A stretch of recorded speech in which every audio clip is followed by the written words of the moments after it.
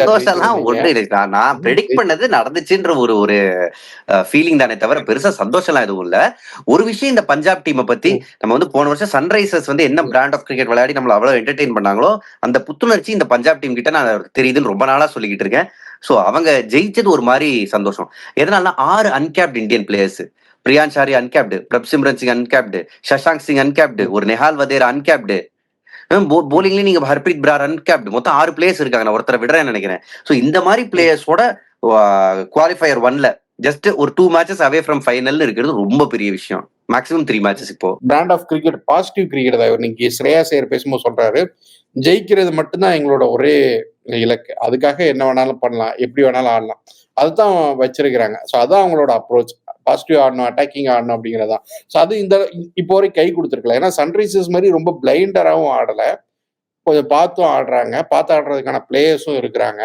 But பாசிட்டிவா தான் ஆடுறாங்க. ஸோ அதை எப்படி பாக்குறீங்க?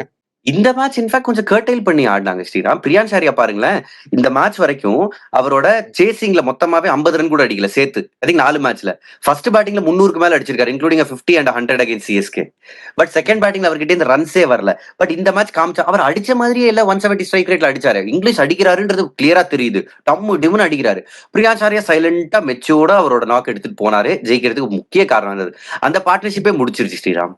சோ நீங்க சொல்ற மாதிரி இந்த பாசிட்டிவ் அப்ரோச் இருக்கு. ஸ்ரேயஸும் வந்த உடனே பெரிய ஷாட்டுக்கு தான் போகிறாரு. அதுக்கப்புறம் நெஹால் வதேரா வந்தும் அந்த ஷாட்டுக்கு தான் போவார். இதுக்கப்புறம் நீங்க விட்டீங்கன்னா சஷாங்க் சிங், அதுக்கப்புறம் வராரு ஸ்டாயினிஸ். இன்ஃபேக்ட் இந்த ஒரு பெரிய ஹைலைட் என்னதுன்னா, ஓவர்சீஸ் பிளேயர் அடிச்ச முதல் ஹாஃப் செஞ்சுரி பஞ்சாபுக்கு இந்த சீசன் இந்த மேட்ச் தான் வந்துச்சு.